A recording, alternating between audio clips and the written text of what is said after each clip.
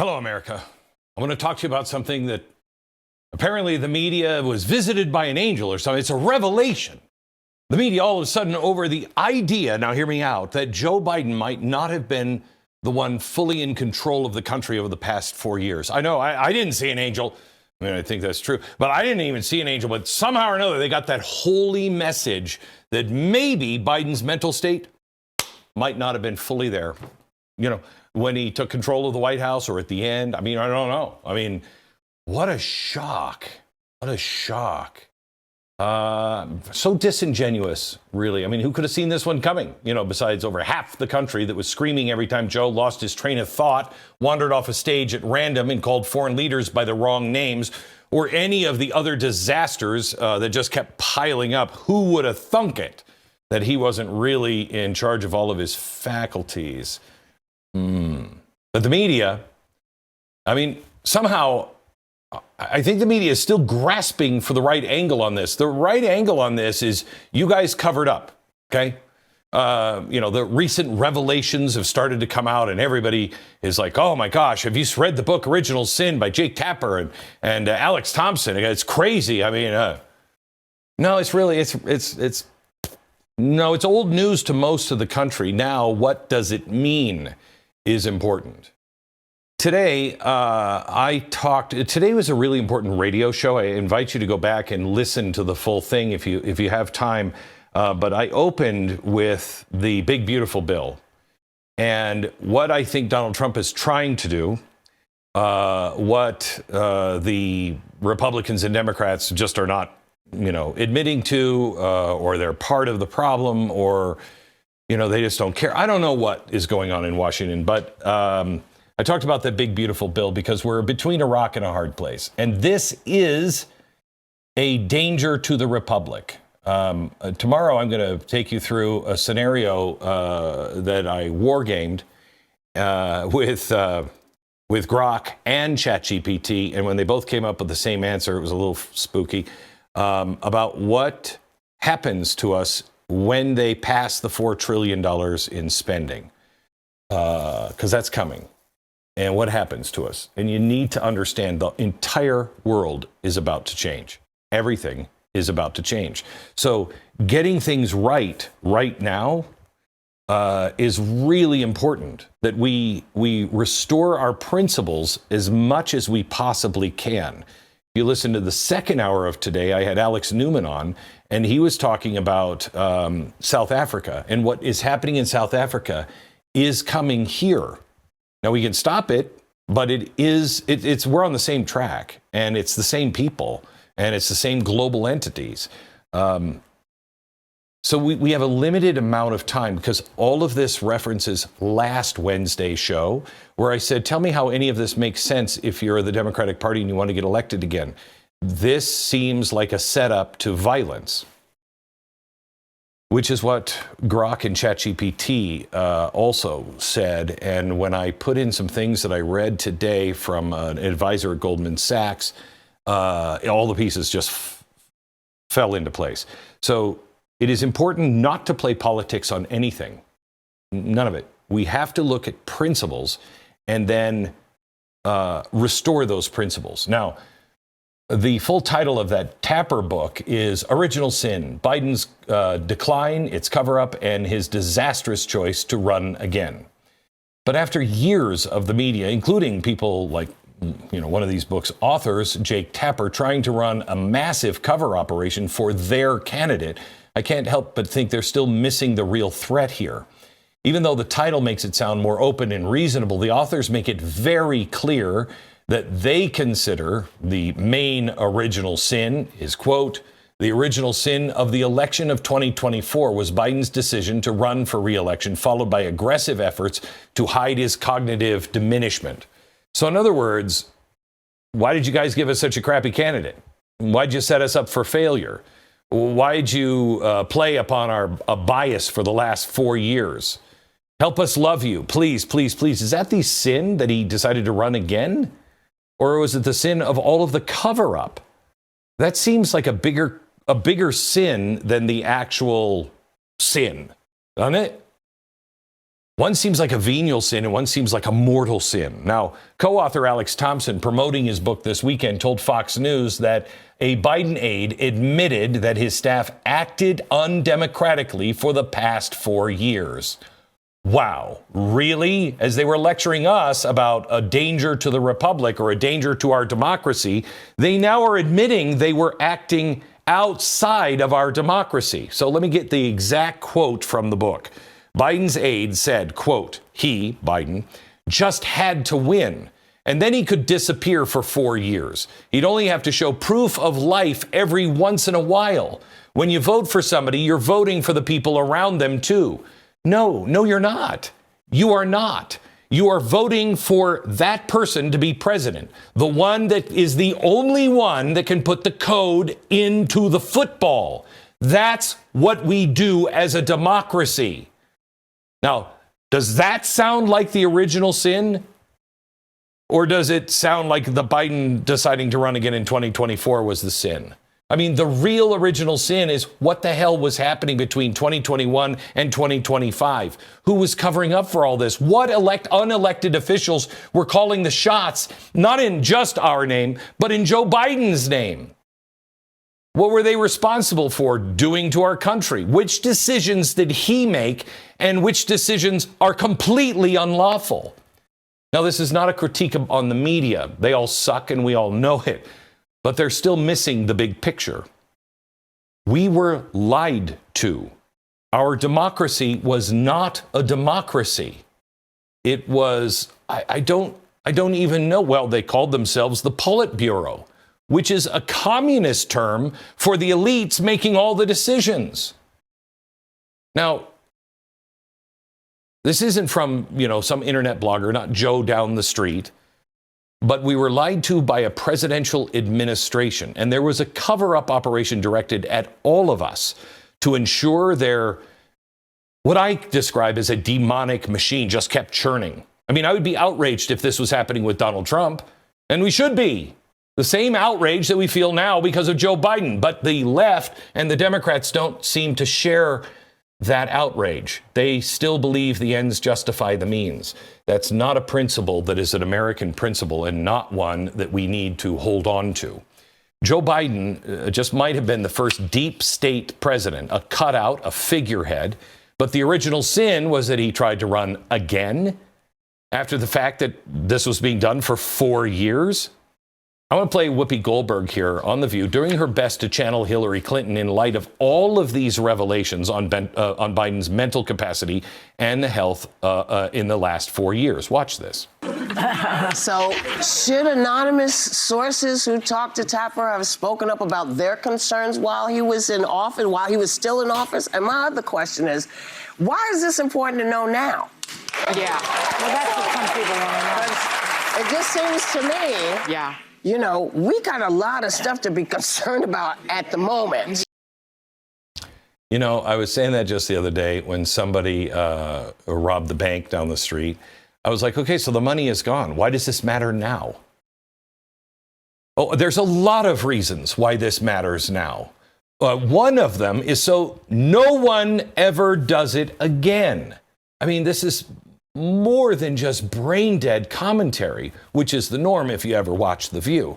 This is all part of a continued cover-up. Whether Whoopi realizes she's doing this or not, she's a useful idiot.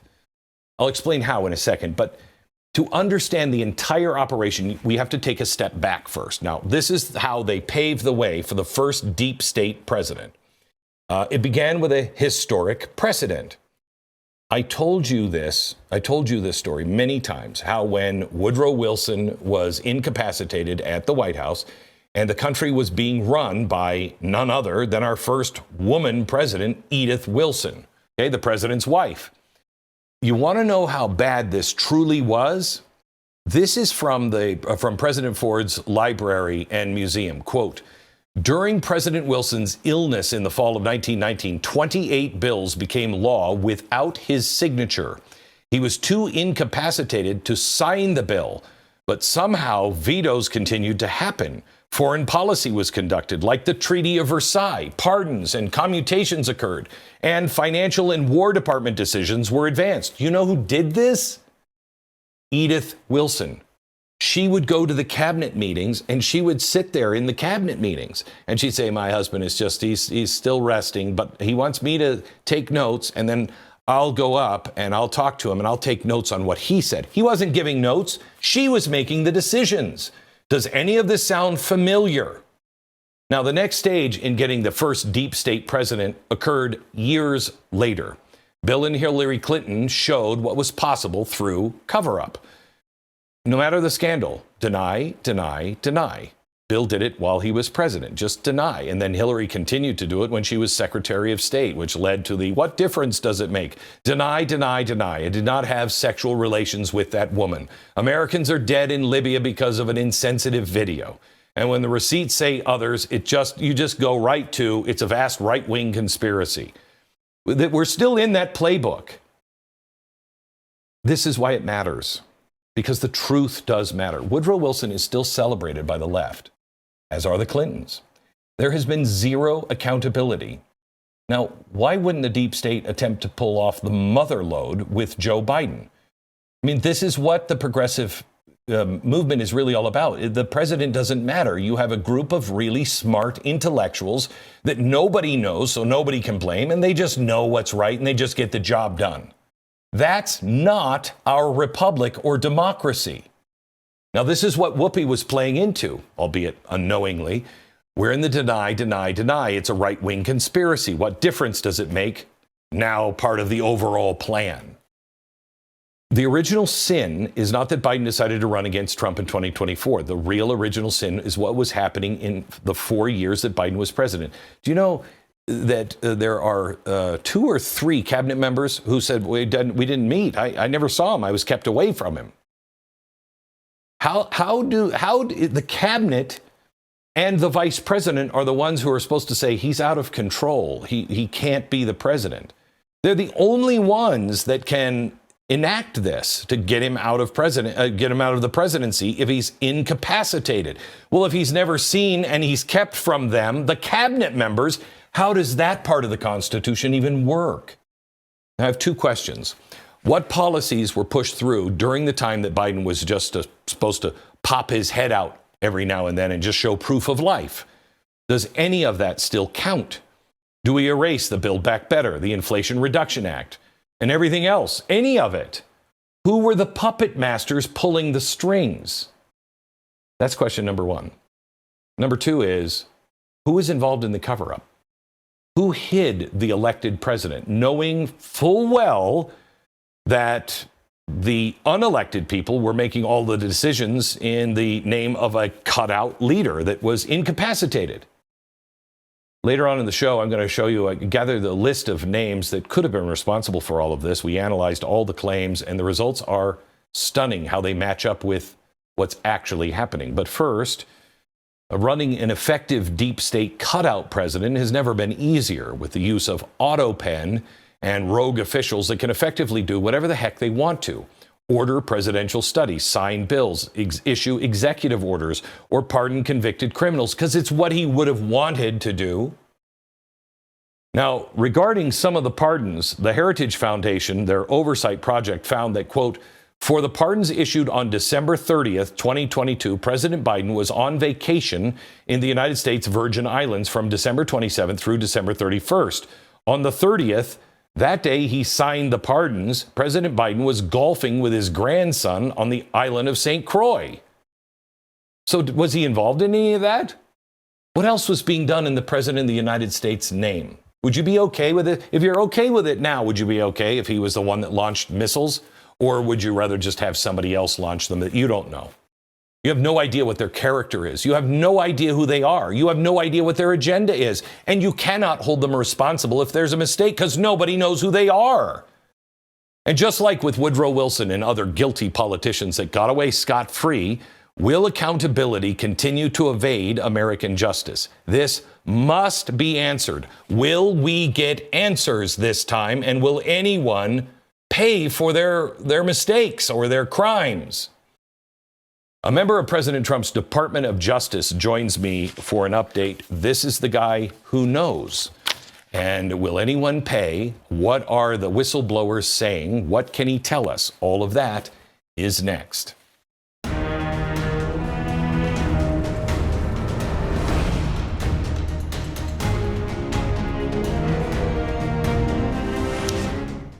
You know, I consider myself pro-life, but here's a wake-up call from me and maybe you. Despite the overturning of Roe versus Wade, overall abortions have increased nearly 1% last year.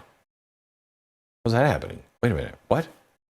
That translates into 100,000 additional babies' lives lost last year, totaling an estimated 1,038,100 unborn babies. Every one of these lives was precious. I know this, you know this, but one of the greatest groups I've ever had the honor to work with is the Ministry of Preborn. They are now on the front lines advocating for these beautiful souls that never had a chance to grow up and their mothers. Preborn's network of clinics are strategically located in the country's highest abortion areas, ready to support women making decisions about their babies' futures. Through compassionate, loving care and free ultrasounds, Preborn helps women connect with the life that is growing inside of them. And when she hears the heartbeat, her baby's chance at life doubles. Last year alone, Preborn rescued over 67,000 babies. Please consider getting involved. Your monthly support of $28 makes this mission possible. Life is sacred. Life is eternal. To donate, just dial pound 250 and say the keyword baby. That's pound 250, keyword baby, or you can visit preborn.com/Glenn. That's preborn.com/Glenn. So earlier today on the radio program, I talked to James Comer. He is leading the special investigation. But the guy I talked to him about, the guy who actually knows some answers to the questions that I've been looking for, joins me now. He is the man that Trump selected to lead the DOJ's Weaponization Working Group to investigate what really happened under Biden's administration. Was Biden truly the one pulling the strings? Was he president even, at the end? Did he know about the pardons and executive orders he signed with Autopen? If he didn't, who did? What did they gain from it? What did they seek to gain? And will anybody be held accountable? It's time to name and shame. Ed Martin is joining us now from Washington. Hello, sir. How are you? Good, Glenn. Thanks for having me on. Always a pleasure. So you're looking into this. You're a U.S. pardon attorney. So, I mean, just the 6,000 pardons that he did is an extraordinary number. Could one person actually do all of that? Well, it's fun. I'm glad you asked it, Glenn, because a lot of people are missing the broader. There's actually two aspects to look at when it comes to the pardons, and I'm actually focused in part of my look at this on just before Christmas, December 23rd, I think it was, when Joe Biden supposedly, again, as President Trump has said, he acted against what he'd said for years and years and years. He was for the death penalty. Just before Christmas, he basically got rid of every sentence of death penalty in our system except for 3, and did so without much comment, and also lots of other pardons. It's a sort of glaring and sort of jarring pardon. That's on the 23rd of December in 2024. And then, as you referred to, the unbelievable scope of the pardons right before he leaves office, not just his son back 14 years, but also we had the select committee on January 6th. We had Fauci. We had every basic scandal that our own community, our own nation is trying to get to the bottom of. There were pardons related to it. So, we're looking at all of that in part because it's so unprecedented and getting to the bottom of what it is. Now, as someone I'm the U.S. pardon attorney now, the pardon power is plenary, Glenn. It is, if you're president, you can say, I pardon you for this reason or no reason. I pardon you for a good reason or bad reason. But you have to do it as president. And the question in this case is, who was actually in charge? Now, I became U.S. attorney in D.C. on January 20th. I wrote a letter 5 days later to Joe Biden's sister, to Joe Biden's brother, to Ron Zaints, the chief of staff. And I said, hey, as to the competence of Joe Biden and the pardons, what do you know? And I got some responses, actually, as U.S. attorney already, and most of them lawyered up, some didn't. And so we had to get to the bottom of this because I make it simple. I'm a simple guy. If I have a contract with you, Glenn, and you trick me, I can go and sue you, and I can even refer you to the cops and say he tricked me. But if I have a contract with you and I enter the contract because one of your friends says, Glenn says to do so, Now it's on them, right? It's not you. Yes. You're not the one who now committed the fraud, and that's what we have with the Autopen and with the pardons, is a question about who did what and what was what was happening at the time. Okay, so you say that you have a whistleblower that came into your Yep. office or came someplace and named 3 people that were in the Biden, Autopen vicinity, and that this whistleblower is somebody that was very, very high up in the Democratic Party. Can you give me any information on the Correct. whistleblower and then what they said? Yeah. I would say, yeah, I can give you as much as I can, protecting somebody's, Sure. a request for confidentiality, which I honor.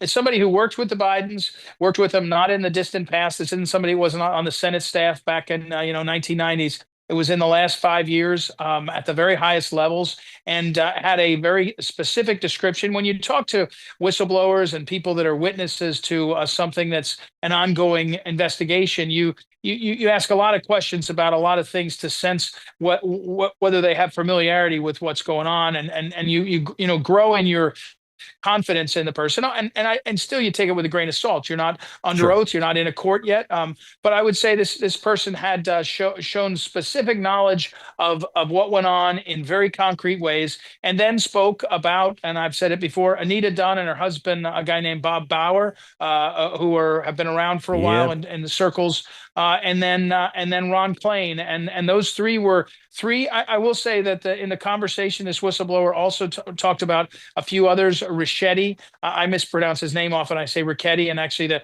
whistleblower corrected me in that conversation about the correct pronunciation as another one. So what was really described was not.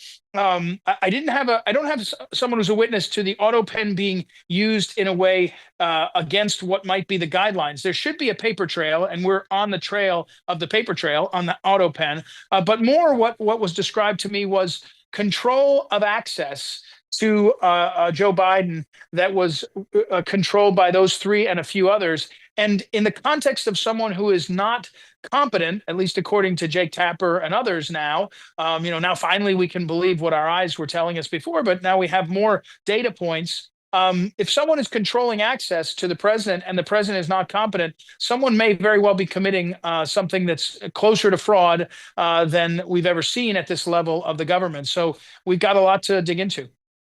So this is exactly what happened with Edith Wilson at the end of the Wilson administration. He wasn't attending any kind of cabinet meetings. The cabinet didn't see him. But everybody back then started to question in his own party that, it's nice to see that this whistleblower, is it somebody that's credible with the left in the Democratic Party? Yes, and yes, it is, Okay. and somebody that would be credible with the not just one faction of the Democrat Party, and I love it, Glenn, because you always do this with history. I've done that example. Edith Wilson. Generally, I don't think there was controversy. She was clearly in charge of lots of things, but there wasn't really controversy. I don't think, or maybe we didn't cover it at the time, that she was signing contracts or doing things. I mean, it was that she was guiding policies. And look, at the end of every term, maybe the president starts to check out. Maybe the president's not as active, but that's different than when you see sort of, again, I remind people of Lee Zeldin. When Lee Zeldin became EPA administrator, one of the first things he said was, wait a second, that doesn't make sense. $6.7 billion going to a nonprofit, largest transfer of wealth we've ever seen.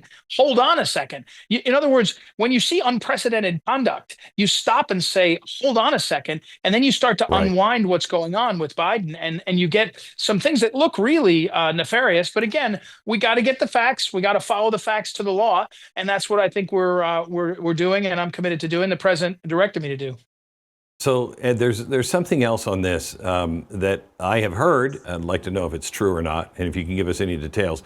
That there were people that were apparently had figured out a way to make money with the Autopen. Is that true? And what do you know about that?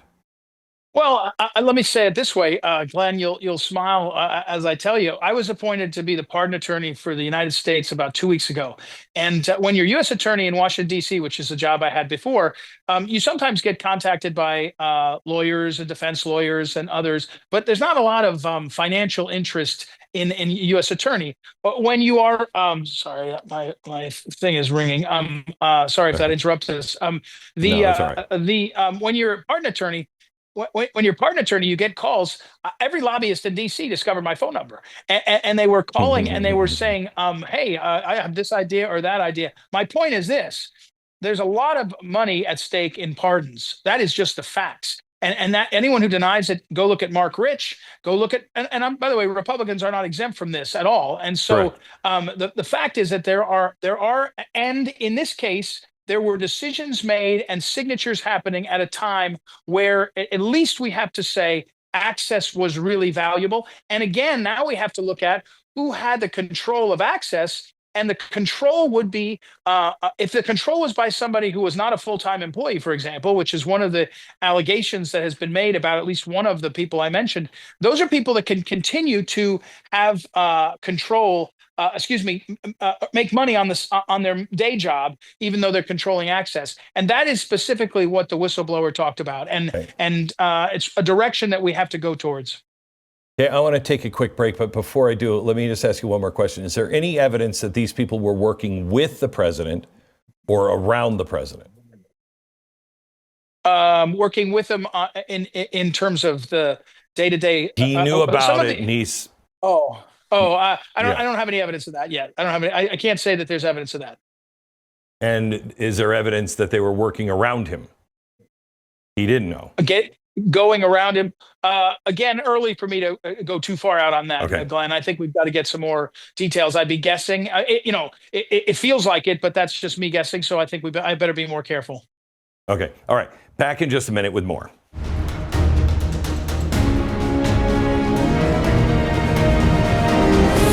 So, do you wake up every morning wondering how pain is going to affect your day?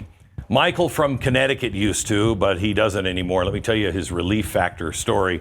Michael was dealing with elbow pain, which made everything he used his hand and arm for really, really hard. And he wrote that nothing I tried worked until I started taking relief factor. Michael's elbow pain and other aches and pains went away.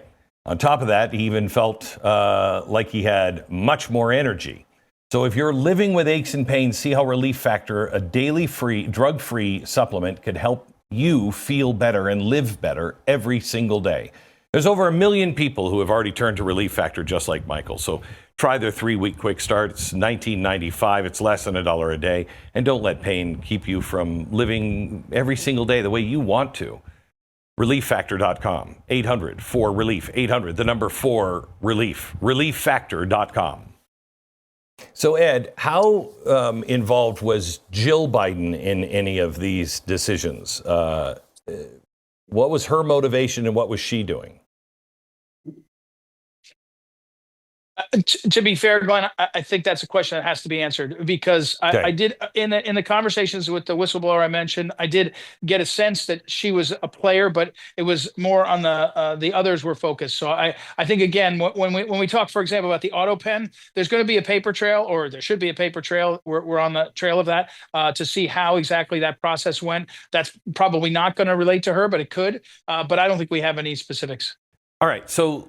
Let me, and you know this better than I do, if my memory serves me correctly, the first time the Autopen was used without the president being there and authorizing it there, Barack Obama, I think, was maybe in Hawaii, and he wanted to sign something with the Autopen, and it was a very big deal, first time it was ever used.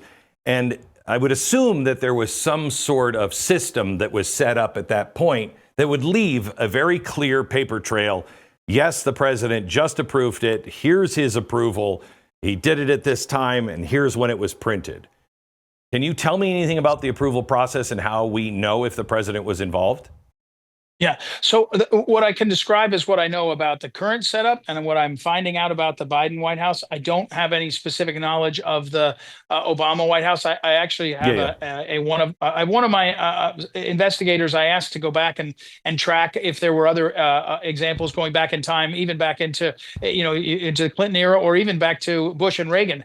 Reagan would be an interesting one. Towards the end of the administration, if there was some reason to or there was something signed when he was in the hospital hospital. But anyway, be that as it may, what I know in the Trump White House is that there is a paper trail. It is related and connected to the staff attorney's job, the staff secretary, which is a guy who is holding the EOs right now, famously when President Trump is signing those EOs. And then it's maintained who can sign it, who can have permission to use the Autopen. That is something that is written down and maintained and describes both the instances as well as the person. I am of the understanding that process, that system existed under the Biden administration. I can't confirm it yet. We've asked for the documents that would back it up. If we don't have the documents that back it up, then we'll have to talk to the individuals about the system. Autopen is not in and of itself illegal, right? It is a tool. Right. It's like using a pen. The question is, if the Autopen is used in a way that is abused or fraudulent, or the person who says, go ahead and use my Autopen is not competent to say that's a different set of facts. But so we have more details to acquire about the Biden White House and the use of the Autopen and their system of doing it. Can you tell me which direction this investigation is leading? That he was incompetent, or people were possibly misusing the Autopen? Well, the more that you see Jake Tapper, and I've said I'm going to try to bring Jake Tapper and his co-author in to talk to them about it. They're clearly not. They don't have a problem talking about their sources, and also I don't think they should mind.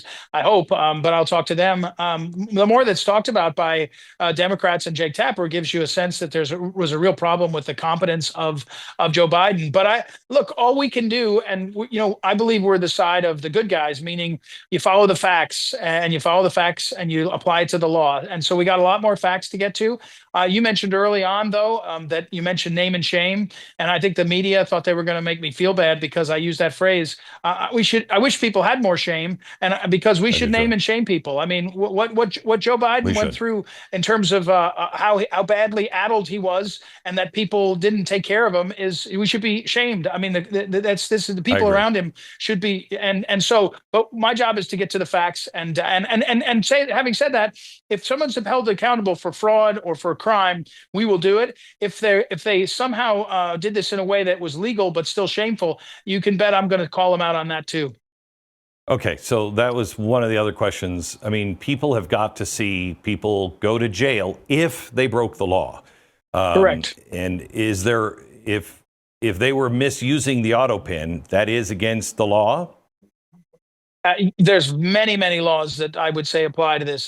Someone brought up forgery. Forgery is the beginning of a conversation. I think fraud, there's all kinds of aspects of fraud that could be done if somebody's making big money off of it. There's many things.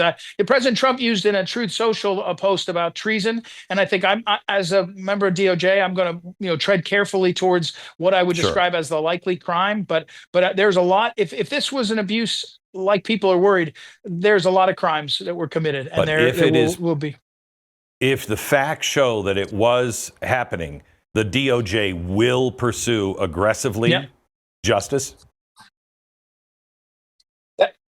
The only way I know to do it is being aggressive, Glenn. You probably have seen this now. So yes, I mean, we're going to get to the bottom of the facts. We're going to apply it to the law, and we're going to go like hell against the people that did this to the country. And this is the biggest scandal I could ever imagine in our lives. Yeah. There's never been anything like this at this point. And so I hope it's a lesser scandal than it looks like, but it's headed towards one of the most egregious things we've ever seen. So yes, people will be held accountable, and yes, they will be held accountable by prosecutions.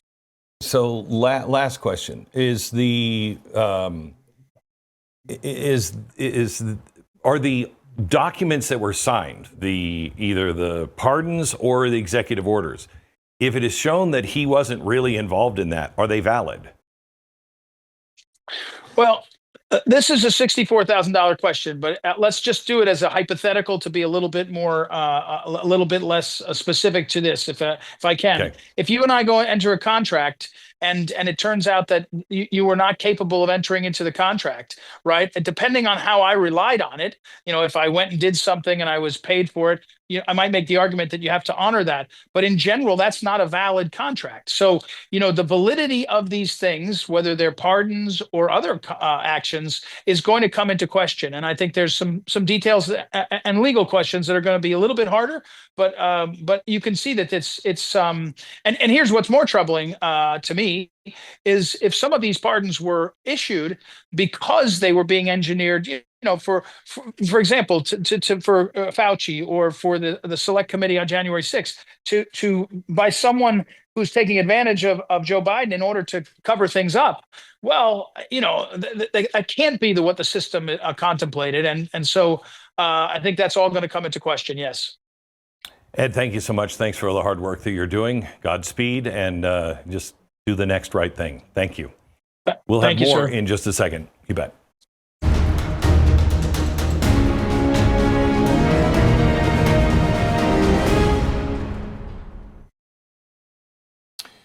It was interesting. Our last guest just said right before we signed off with him, this could be the biggest scandal in all of American history. It will be, especially if we do not correct it, because this is democracy ending kind of stuff. It cannot be tolerated with Donald Trump or Ronald Reagan, and it can't be done by Bill Clinton, Joe Biden, or Barack Obama. No, we vote for a president. Otherwise, what are our elections for? Okay, now let me take you into the field of a little speculation here. This is not to point fingers or accuse guilt at all. This is merely an attempt to look at all of the reporting, all of the clues, the signs, everything, and then put it all out in one spot.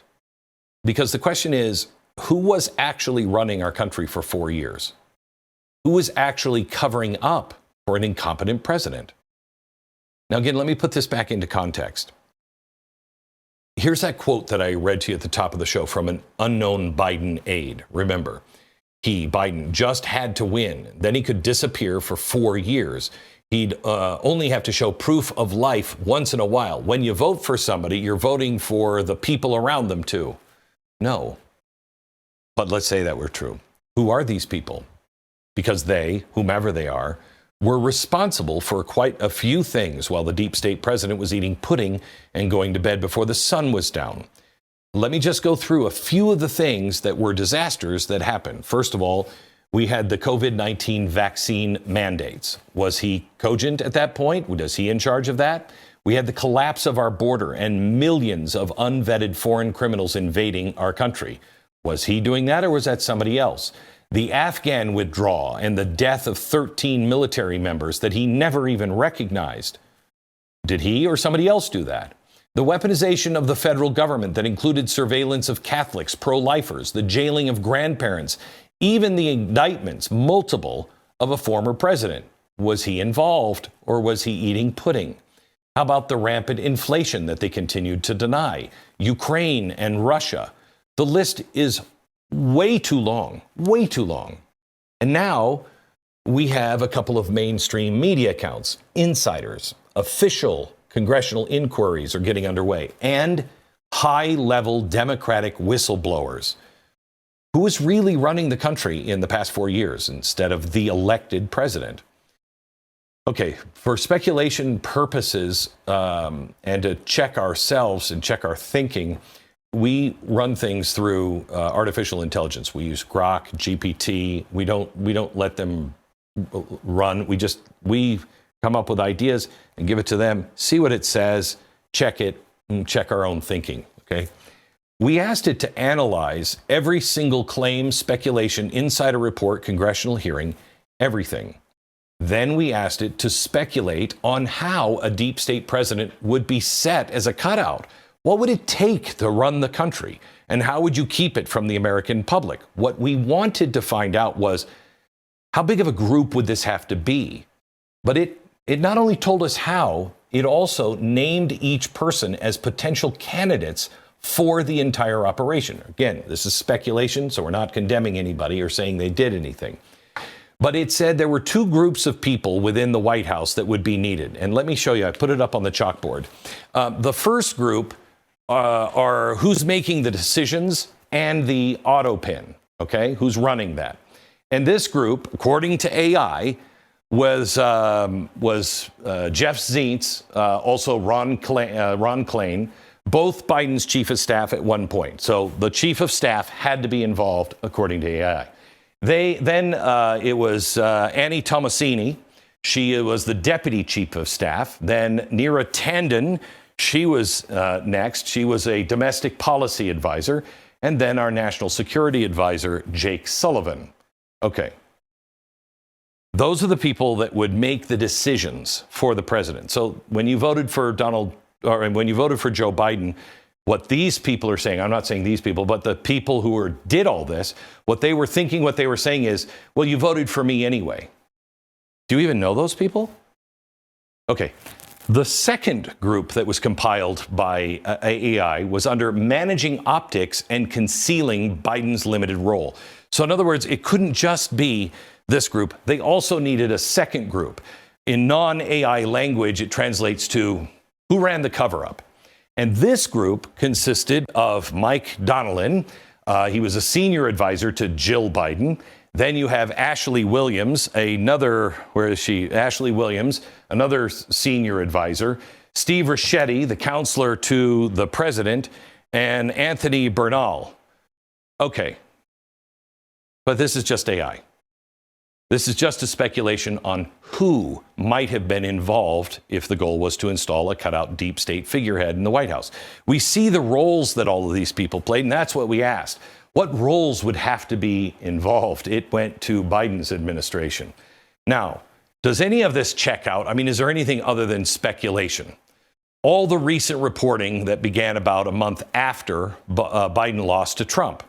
Well, we took every single mea culpa claim from the mainstream media, the recent book by Jake Tapper and Thompson, a few random insiders who are operatives for the other side, not my side, but the left, and even recent interview requests by Biden aides, by James Comer.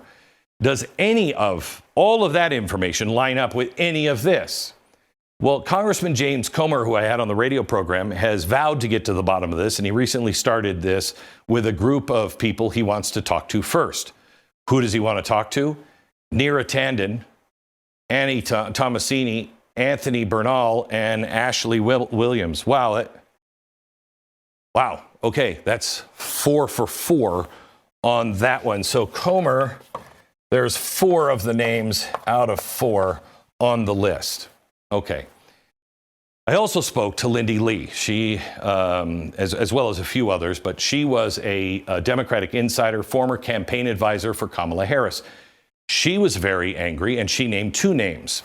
She named Jeff Zients, and Annie Tomasini. Okay. 2 for 2 with her.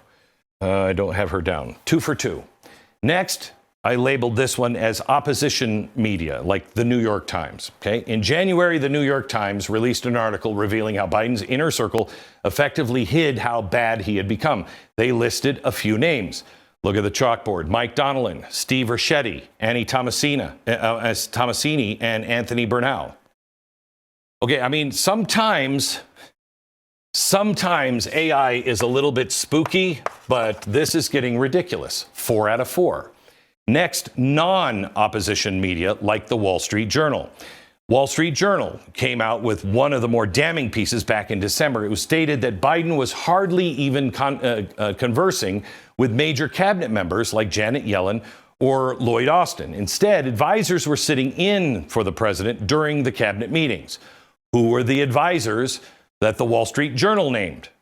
Mike Donilon, Steve Ricchetti, Ron Klain, Annie Tomasini, Jake Sullivan.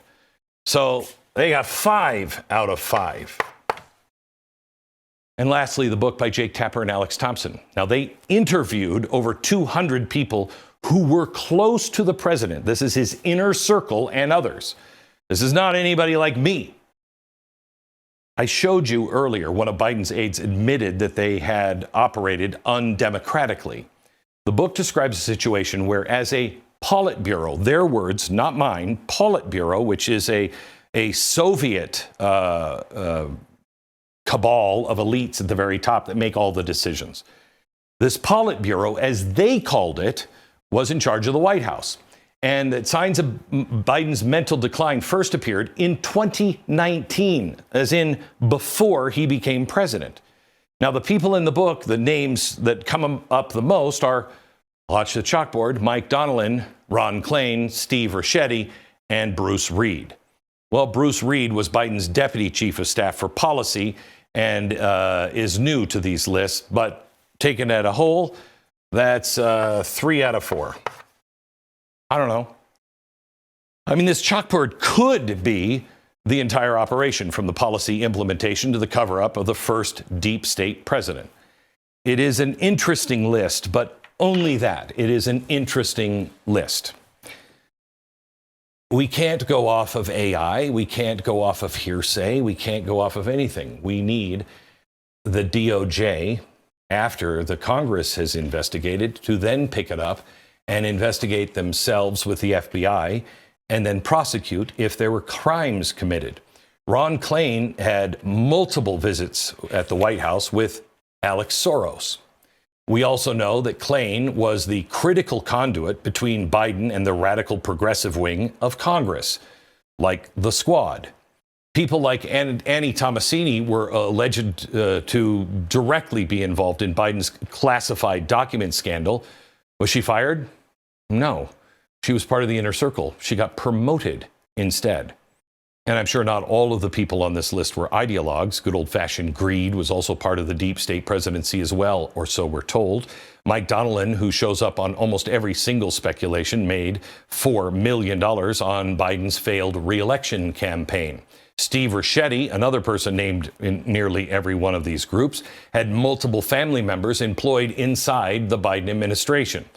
If any of this is true, if any of these unelected people were calling the shot in the president's name, then yes, whoopee, this does matter. And if you don't understand, how do you tie your own shoes? And good Lord, why do they let you on television? If Woodrow Wilson was the precedent for an incapacitated administration, the Clintons were the playbook for secrets and cover-ups, and Joe Biden was where they put everything together. Now, how far will they take the next one? Will a deep state appointed cutout president become the norm?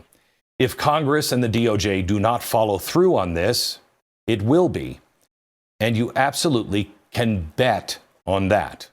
And that's something that, as a republic, a democracy, as they like to say, we cannot allow. We have to restore truth and justice. We must have a stable justice system and a stable government. Or no matter what we do with the big, beautiful bill, good or bad, no matter what happens, our economy will continue to fall apart. Because justice, real, equal, blind justice, is one of the big cornerstones that made America what America always was, but is not today. There'll be a lot more on this tomorrow on the radio from the Standing Rock Ranch. Good night.